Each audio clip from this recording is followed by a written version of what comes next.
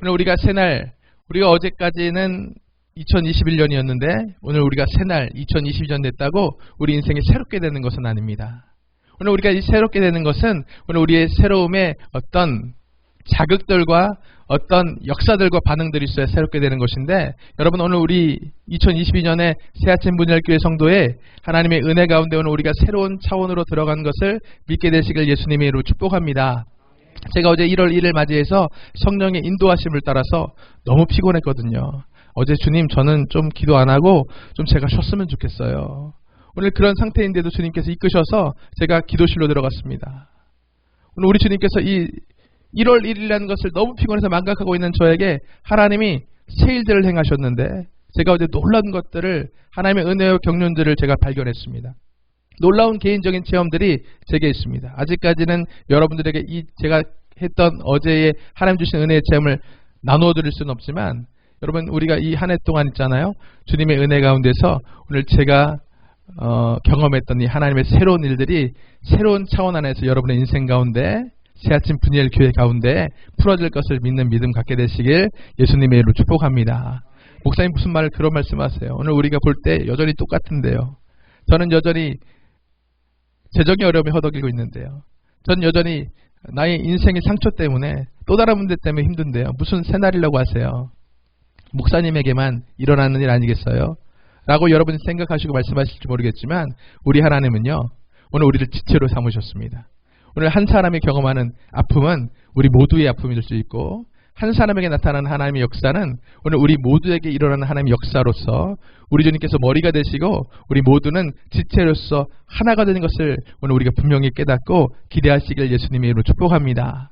영적인 역사는요, 오늘 우리의 물질계의 육체적인 삶에 나타나는 데는 시간적인 차이들이 있습니다. 오늘 번개가 위에서 번쩍한 이후에 시간차를 두고 지면이 이 번개가 주는, 천둥이 주는 우레로서 가득 채워지는 것처럼, 다니엘서의 말씀 보니까 오늘 다니엘이 기도할 때 스스로 겸비하기로 작정할 때 그 즉시 응답이 일어났지만 그 응답이 다니엘에게까지 닿는 데는 21일이라는 시간이 필요했다라는 것을 교훈하고 있는 것을 여러분 우리가 기억하면서 주님 주신 이 새로움의 은혜가 여러분의 인생 가운데 풀어지게 되기를 소원하면서, 여러분 오늘 우리가 주님 앞에 하나님의 뜻이 하늘에서 이루어진 것처럼 내 삶 가운데 주의 뜻을 이루어 주세요, 경험하게 해주세요, 증거하게 해주세요 하는 소망 가지고 우리 같이 나아가게 되시는 저 여러분 되시길 예수님의 이름으로 축복합니다. 그래서 오늘 우리 말씀의 제목은 새로움의 비밀입니다. 올 한 해는 우리가 우리 역사, 우리 개인의 역사, 그 이전에는 경험해 본 적 없는 하나님의 전혀 새로운 차원의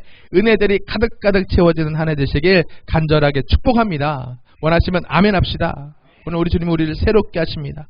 오늘 새로운 것은요, 개인적으로 제 가슴을 늘 설레게 합니다. 그래서 저는 개인적으로 음식도요, 새 것 자꾸 먹으려고 그래요. 어떤 분들은 익숙한 거 좋아하는데 저는 새로운 음식에 도전하는 거 좋아합니다. 물건도요, 새로운 거 쓰는 거, 새로운 거 경험하는 거 너무 즐겁습니다. 언젠가 우리 사모님이 그동안 쓰던 핸드폰이 망가졌어요. 그래서 이거를 회생할 수가 없는 거예요. 고치는 비용보다 새로 사는 비용이 더 저렴했기 때문에 새로운 폰 살 수밖에 없는 상황이 됐을 때 저는요, 뭐라고 얘기했냐면, 야 잘됐다, 야 하나님 은혜다, 야 새 거 쓰면 얼마나 좋겠냐 라고 그랬더니 우리 사모님이 아니라고, 이제서야 그동안 썼던 폰이 익숙해졌는데, 익숙해서 참 좋았는데 또 새 것과 익숙해지는 과정 거치는 게 난 너무 불편해 라고 얘기하는 거, 인사치레 아니라 진심으로 그런 대답하는 거에 저는 개인적으로 표현하지 않았지만 충격받았어요. 제 마음에 어떤 마음이 있었냐면, 새 것이 좋은 거지, 아니 어떻게 새 게 불편하다고 얘기할 수 있냐, 너 참 이상한 사람이다 라는 마음이 제 안에 있었습니다. 어느 부부가 그랬다죠. 당신은 내 인생의 로또야. 그랬더니 배우자가 이렇게 대답했습니다. 왜? 나랑 결혼한 게 그렇게 행운이야? 반대 배우자가 또 이렇게 얘기합니다. 아니, 너랑 나랑 하나도 맞는 게 없어. 그래서 너는 내 인생의 로또야. 맞는 게 하나도 없는 게 결혼인가? 아니면 이 사람 이상한 건가? 모험과 신비가 주는 이 새로운 자극, 이거 즐거운 건데 왜 싫다고 그러지? 여러분, 모험과 신비가 가득한 우리 옆 동네에 있는 놀이동산 가보면요, 새로운 자극들이 가득가득합니다. 새로운 경험들 앞에 사람들은요, 두 가지 반응으로 극명하게 나뉘는 것을 우리가 목격할 수 있어요. 새로운 자극 앞에, 무언가 신비의 새로운 자극 앞에 사람들은요, 어떻게 반응하냐면, 나 그 자극 절대 싫어. 나 절대 이 놀이기구 탈 수 없어. 강하게 거부하는 반응. 또 한 반응은 어떤 반응이냐면, 빨리빨리 타고 싶어. 난 빨리 이 새로운 자극과 반응을 경험하고 싶어. 강하게 못하겠다라고 하는 사람들, 빨리 타고 싶어 재촉하고 서두른 그런 두 가지 반응을 우리는 목격할 수가 있습니다. 제 두 아이들이 이렇습니다. 한 아이는 빨리 타겠다고 빨리 가자고 재촉하고 있고, 또 한 아이는 절대 못하겠다고 울면서 도망합니다. 여러분, 왜 이런 차이가 생기는 것일까요? 여러분, 이것은 인식의 문제입니다. 놀이기구가 주는 일상에서 경험해보기 쉽지 않은 새로운 자극을 우리는 스릴이라고 얘기하는데, 이 스릴을요, 어떤 사람들은 위협으로 인식합니다. 또 이 스릴은요, 어떤 사람은 쾌감으로 인식하는 그 인식의 차이가 서로 같은 상황에 서로 다른 반응을 가지게끔 하는 유일한 원인이 되는 것을 여러분, 오늘 우리는 생각해 볼 필요가 있다는 것입니다. 우리가 같은 공간, 같은 상황에 있는 것을 공존한다라고 얘기하는데, 오늘 우리가 공존하지만 서로 다른 해석과 서로 다른 의미를 부여하게 되는 것은 오직 인식의 문제일 뿐이다라는 것입니다.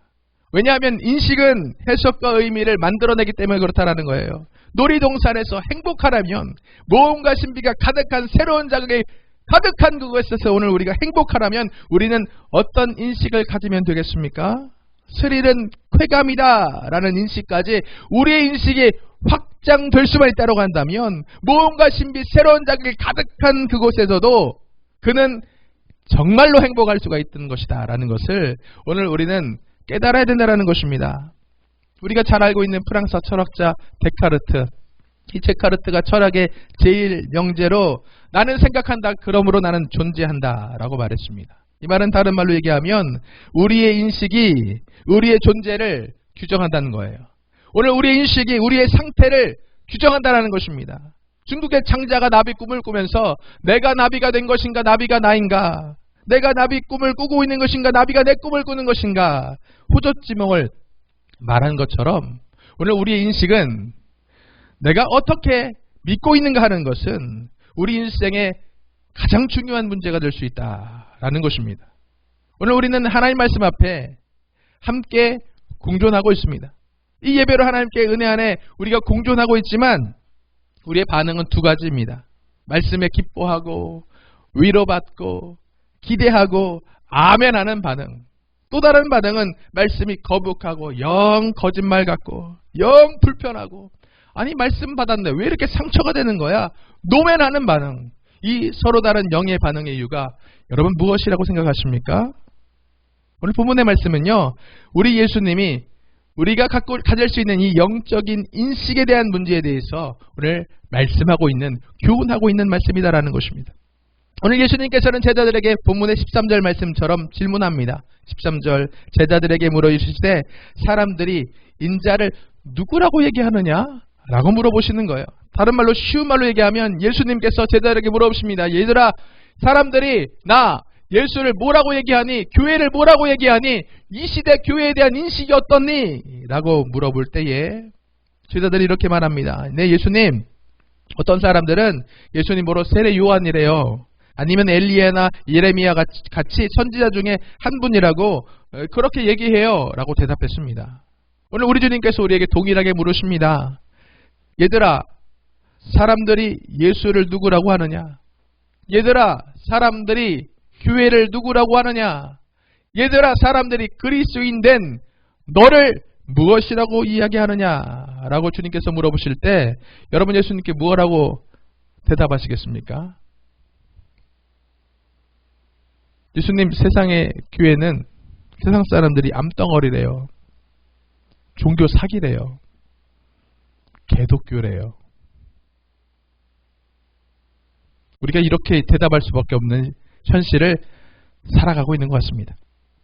여러분, 오늘 우리는 그리스도인으로서 무거운 책임감 느끼는 그런 시대를 살아가고 있습니다. 오늘 우리 2022년은 그리스도인으로서 이렇게 무거운 책임감을 느끼는 새해일지도 모르겠습니다.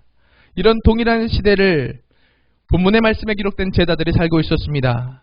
오늘 이런 동일한, 우리와 같은 동일한 시대를 살았던 이 제자들에게 우리 주님은요, 무엇이라고 말씀하시냐면 15절 말씀에 너희는 나를 누구라고 하느냐?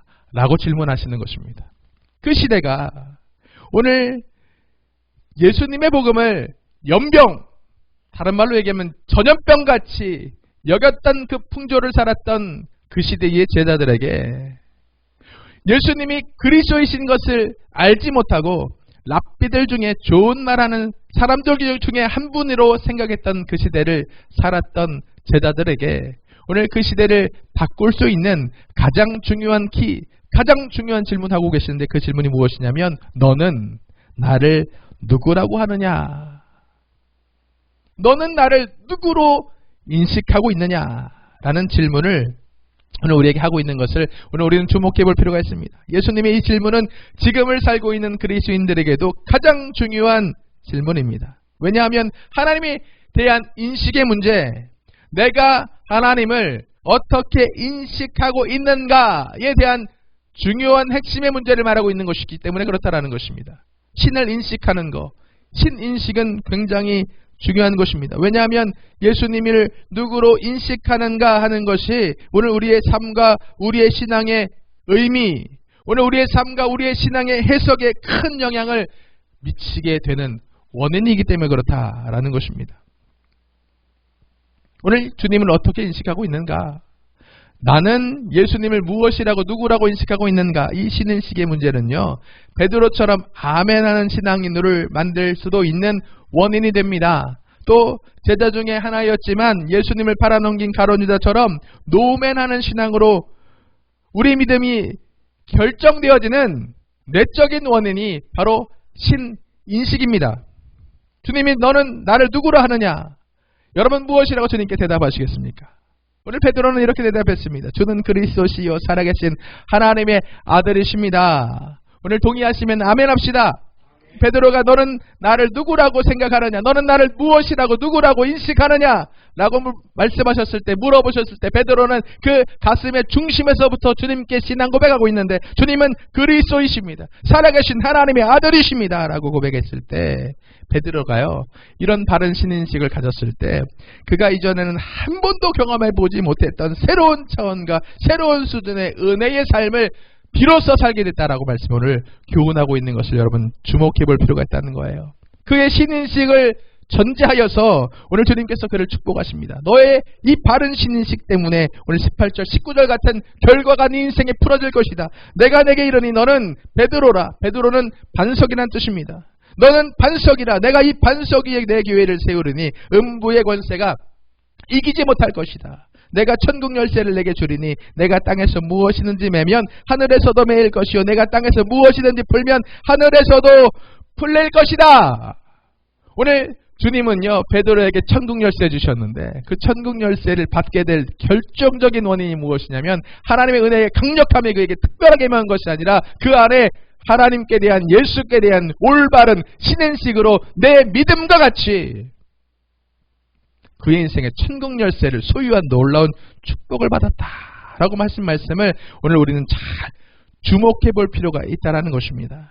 오늘 베드로가 예수님을 그리스도, 메시아, 구원자로 인식하고 고백할 때 앞서 말씀드린 것처럼 그 시대 복음은요, 연병 같은 거였어요. 거짓말 같은 거. 얼마나 그 시대에 수많은 예수들이 있었는지 몰라요. 얼마나 자칭 수많은 메시아들이 나타났는지 모르겠습니다.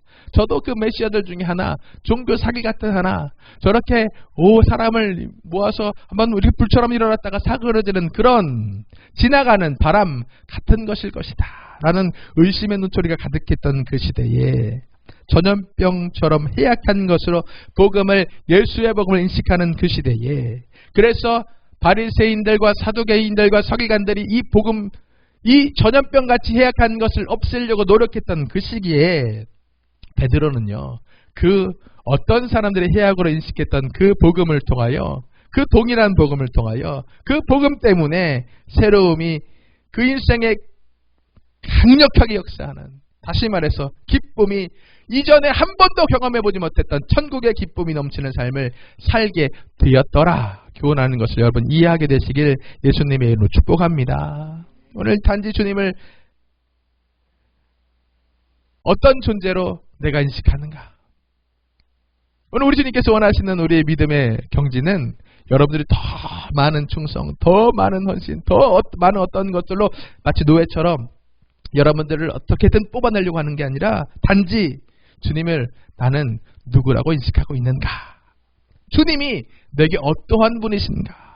내 안에 예수님께 대한 그런 인식이 확장돼서 예수님을 주는 그리스도시요 살아계신 하나님의 아들입니다 라고 고백할 수 있는 오늘 그런 인식의 확장을 통하여 오늘 우리 주님은 우리에게 천국 열쇠를 소유한 삶이 될 수 있는, 오늘 천국 열쇠를 소유한 복된 인생이 될 수 있는 그 하나님의 은혜 가운데로 이끌고 계시는 것을 여러분 기억하시길 예수님의 이름으로 축복합니다. 제가 이렇게 말씀드리면 어떤 분들이 이렇게 질문하실 것 같아요.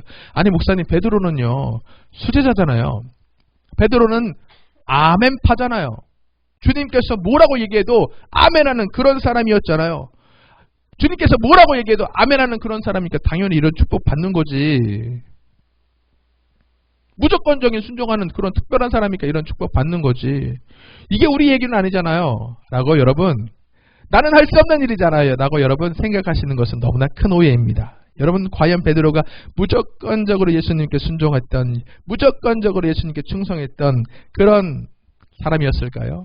가룟 유다만 아주 나쁜 사람이고 베드로에겐 가룟 유다와 같은 요소가 조금도 없었을까요?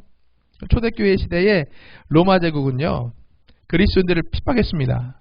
우리가 잘 알고 있는 네로 황제는요 그리스도인들을 얼마나 많이 잡아서 안타깝게 처형했는지 모르겠어요. 로마 시대에 보면 가로등이 필요 없었다고 합니다. 왜 그러냐면 그리스도인들을 잡아다가 인간 가로등으로 밤새 태웠다는 거예요. 그래서 가로등이 필요 없는 그런 시대였던 것을 역사가 증거하고 있습니다. 그렇기 때문에 그리스도인들은요 서로를 감추고 살았어요. 근데 그리스도인 서로를 식별하기 위해서 사용했던 문양이 물고기 문양입니다. 우리가 한 번쯤 보신 적이 있을 거예요. 물고기 문양을 자기들이 이렇게 표식해서 서로 암묵적으로 그리스도인 것을 인식하게 하는 거예요. 나 그리스도냐? 말하지 않아도 알아요. 말하지 않으면 어떻게 알아? 하지만 말하지 않아도 그림 보면 알 수 있는 것입니다. 물고기가 그랬습니다. 그리스도인인 것을 자랑스럽게 드러내지 못했던 이유는 무엇이냐면, 지금처럼 교패를 이렇게 붙이지 못했던 이유가 무엇이냐면, 교패를 붙인다는 것은 로마 길거리에 내가 가로등이 될 수 있다는 의미를 갖고 있었기 때문에 그래요. 위협이 있었기 때문입니다. 그럼 왜 그리스도인들이 물고기 모양을 가지고 서로를 식별하고 그것을 상징으로 삼았을까요? 왜 그럴까요, 여러분? 왜? 우리는 사람 낚는 어부이기 때문에 물고기를 상징했을까요? 물고기를 그 당시 언어로 헬라어로 익투스라고 합니다. 익투스. 이것은 베드로가 했던 이 신앙 고백, 주는 그리스도시요 살아계신 하나님의 아들이십니다 라는 고백의 첫 글자를 따면 익투스가 되는 거예요. 그래서 중의적인 의미로 물고기, 이것은 중의적인 의미로 물고기를 의미하는 것이 아니라 그리스도인들에게 주는 그리스도시요 살아계신 하나님의 아들이십니다 라는 신앙 고백을 하고 있는 사람입니다 라는 의미를 가지고 있는 거예요. 우리 교회 새아침 분일교회 첫 글자만 따서 세부라고 부릅니다. 이 세부, 우리 교회를 뜻하기도 하지만 세부는 언어 유희와 같이 주기적인 의미, 세부대를 동시에 의미하는 그런 중의적인 의미로 그 당시 익투스, 물고기를 사용했던 것이다라는 것입니다. 오늘 본문의 말씀에 중의적인 의미의 단어가 하나 등장하고 있어요. 오늘 이것을 설명하려고 하는 것입니다. 예수님께서 그동안 사용한 적이 없는데 오늘 이 본문의 말씀에만 유일하게 사용했던 중의적인 의미로서 사용된 단어가 있습니다. 그게 뭐냐면, 예수님께서 신앙 고백하는 베드로에게 우리 예수님 17절 말씀에 바요나 시모나 내가 복이 있도다 라고 칭찬하실 때에 바요나 라는 단어가 바로 이런 중의적인 의미를 가지고 있는 단어입니다. 바요나 라는 것은 요나입니다. 바는 아들을 말하는 거예요. son of 요나인 것입니다. 오늘 이런 바로 시작하는 누구의 아들인 것을 드러내는 이 이름들이 성경에 많이 등장하는데, 바디메오, 디메오의 아들, 바돌롬의, 돌메의 아들, 이런 의미에서 바요나, 요나의 아들, 요한의 아들이라는 의미로 사용되고 있는 것을 오늘 우리가 볼 수 있다는 거예요. 이 바요나가요, 오늘 우리 주님께서 부활 승천하실 때에 요한의 아들 시몬아 라고 말씀하시는데, 네가 나를 사랑하느냐 하실 때 요한의 아들 시몬아 라고 얘기하시는데, 오늘 이렇게 요한의 아들 시몬아 말씀하실 수 있음에도 불구하고 오늘 우리 주님께서 바요나 라고 이야기하신 이유가 무엇이냐면, 바요나가 그 당시에 로마에게 저항했던 열심당원들을 지칭하는, 젤로 땅을 지칭하는 은어로 사용됐기 때문에 그래요. 고대 역사를 통해서 보면 젤로 땅 열심당원들은 바요나들이다 라고 표현된 기록들을, 고대 역사가들의 기록들을 볼 수가 있습니다. 바요나들, 이들은 무엇을 의미하냐면 익투스, 물고기가 의미하는 것처럼 바요나들이라는 것은 요나의 아들, 요한의 아들들이라는 것은 열심당원을 의미하는 의미로 사용됐던 것을 성경에는 없지만 고대 역사가들의 기록을 통해서 발견할 수가 있어요. 그들은 로마의 압제에 적극적으로 무력을 행사했던 사람들입니다.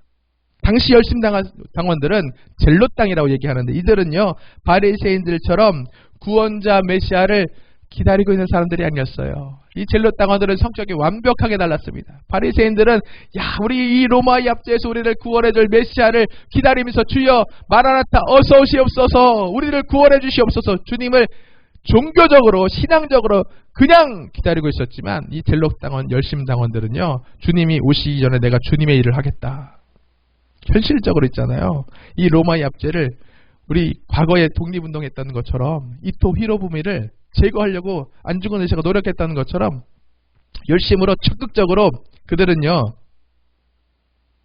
메시아 구원자의 일들을 하려고 했던 그런 사람들이 바요나였다라는 것입니다. 이 바요나들의 특징이 무엇이냐면 단검 가지고 다녔어요.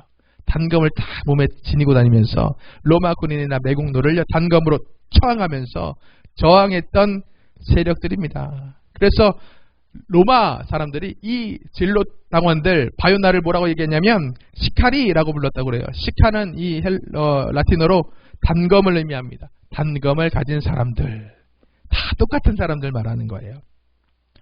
여러분 제가 이렇게 말씀하시면 베드로가 열심당원이었대 라는 이야기를 처음 들어보시는 분도 계실지 모르겠습니다. 아니 어떻게 베드로가 열심당원이에요? 라고 여러분 생각하실지도 모르겠습니다. 그런데 오늘 베드로가 열심당원이었다는 것을 증거하는 사건이 성경에 나와 있는데, 예수님을 잡으러 왔던 로마의 군인들, 대제사장의 종이었던 말고의 귀를 단검을 촥 꺼내서 귀를 쫙 잘랐던 사건이 기록되어 있는 것을 오늘 우리가 볼 수가 있다라는 거예요.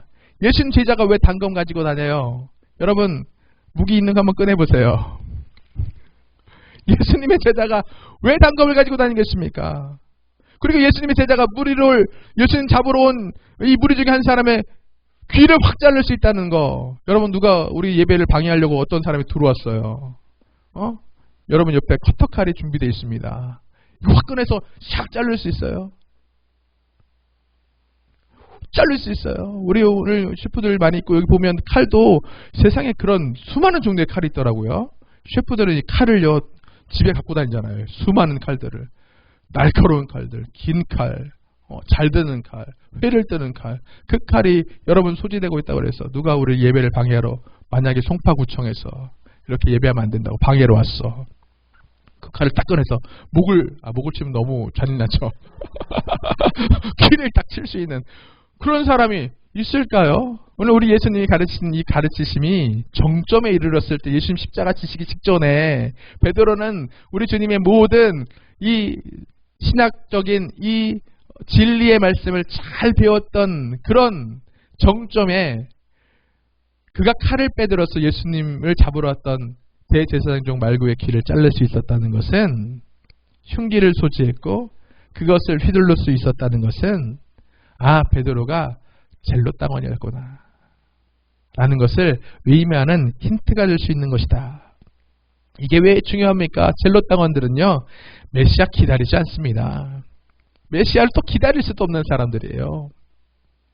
오늘 이 젤로 땅원이었던 열심당원이었던 이 사람들, 오늘 베드로가 그 열심당원 중에 일원인 것을 주님께서 아시고 주님을 메시아로 비로소 고백하고 있는, 이 신앙 고백하고 있는 베드로를 칭찬하시면서 바요나라고 칭하고 계시는 것입니다. 바요나, 할 수 없는 젤로 땅원이었던 네가 주는 그리스도시여 살아계신 하나님의 아들이십니다 라고 메시아라고 나를 고백하는 것에 내가 감격했단다. 내가 너를 칭찬한다 라고 말씀하시는 것입니다.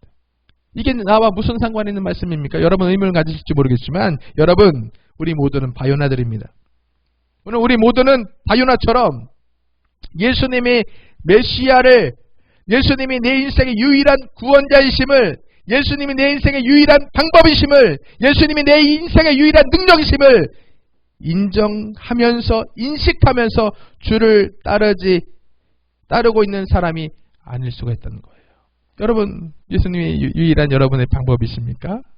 기도만 하면 다 됩니까? 예수 잘 믿으면 밥이 나옵니까? 예수 잘 믿으면 떡이 나옵니까?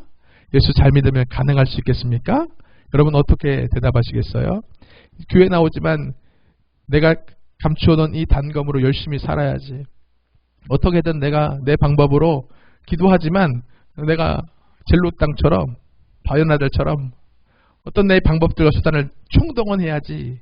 오늘 우리가 그렇게 생각하는 것 아니겠습니까? 오늘 우리는 이렇게 바요나 같은 그런 신앙생활을 하고 있습니다. 그냥 모임이 좋아서 교회 나오는 것입니다. 이성을 만날 장소의 기회가 필요해서 교회에 나오는 것입니다. 오늘 세상에 성공을 기원하는 마음으로 오늘 우리는 교회에 나오는 것입니다. 오늘 이 베드로처럼 세상의 이 방법과 능력인 단검을 여전히 품속에 깊숙이 감춘 채 예수님 주변에 서성이는 그런 바요나들이 저와 여러분 아니라고 여러분 말씀할 수 있겠습니까? 그러나 오늘 복음의 말씀은 우리에게 이렇게 말하고 증거하고 있습니다. 17절 하반절에 예수께서 대답하여 이르시되 바요나 시몬아 네가 복이 있도다. 이를 내게 알게 하는 혈육이 아니요 하늘에 계신 내 아버지시다. 여러분 오늘 이 바요나였던 베드로가 주님은 그리스도시여 살아계신 하나님의 아들이십니다라고 그의 인식을 예수를 메시아로 인식할 수 있는 인식으로 확장될 수 있는 유일한 이유는, 유일한 원인은, 유일한 능력은 바로 하나님의 성령 안에서의 놀라운 은혜의 역사가 되었다라는 것을 여러분 오늘 우리가 깨닫게 되시길 예수님의 이름으로 축복합니다. 여러분 소망하십시오. 여러분의 힘과 능력으로는 불가능하지만 오늘 그 불가능하여 오늘 이 땅에 내 힘과 내 능력으로만 살려고 노력했던 베드로도 우리 성령께서 그의 인식을 확장하시는 은혜 가운데로 이끌고 계셨고 그가 주님께 칭찬받는 천국의 열쇠를 소유한 놀라운 축복에 전혀 3번도 경험해보지 못했던 새날을 살게 되는 놀라운 역사와 은혜를 허락해 주셨다라는 것을 오늘 우리는 분명하게 깨닫고 주님을 더욱 소망하며 주님이 이끄신 대로 순종하고 충성함으로 그 의미가 이해되지 않더라도 오늘 그것이 내게 거북하게 느껴질지라도 주님께서 원하시는 대로 이끌림 받는 그런 저와 여러분 되시길 예수님의 이름으로 축복합니다. 베드로는요 메시아를 기대하지 않았던 사람이에요. 오늘 메시아를 기대하지 않는 상태에서 예수님을 따랐지만 오늘 그가 그런 상태에서 예수님을 따랐을지라도 메시아를 예수로 인식하는 은혜까지 우리 주님께서는 이끄시고 이루시는 하나님이셨다라는 거예요.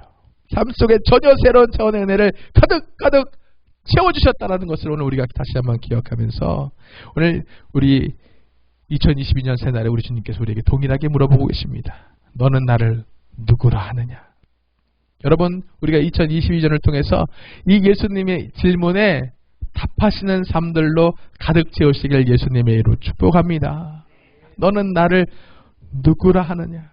메시아는요 구원자예요. 구원자가 뭐냐면 지금 처한 여러분들의 절체절명의 상황에서 건져주시는 분이십니다. 대단한 거예요. 이 세상 여러분 도와줄 사람 있습니까? 보세요. 나의 이 안타까움을 도와줄 사람 생각나는 사람 있어요? 부모 형제가 다 나를 버리는 것이 세상입니다. 가까웠던 입의 혀와 같은 친구들이 이익이 없는 상황으로 전환되면 나를 원수로 만들 수 있는 것이 이 세상입니다.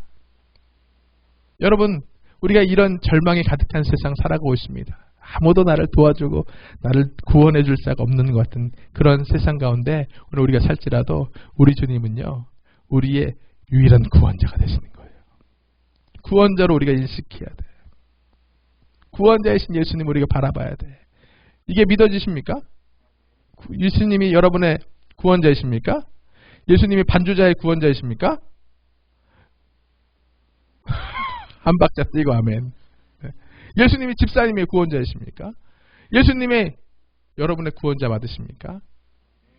오늘 우리 주님이 주는 그리스도시요 살아계신 하나님의 아들이십니다 라는 고백을 오늘 우리에게 도출하기 위해서 오늘 우리를 인도하시는 것은 여러분에게 한 번도 경험해 보지 못했던 새날로 가득 채워주시려는 하나님의 놀라운 사랑의 이끌림이에요. 오늘 우리 주님께서 이런 일들을 우리 안에 2022년을 통하여 행하시고 계십니다. 이미 하늘에서 그런 일들이 일어났습니다. 어제 저는 깜짝 놀랐어요. 개인적으로. 이래서 저한테 기도하라고 그러셨군요.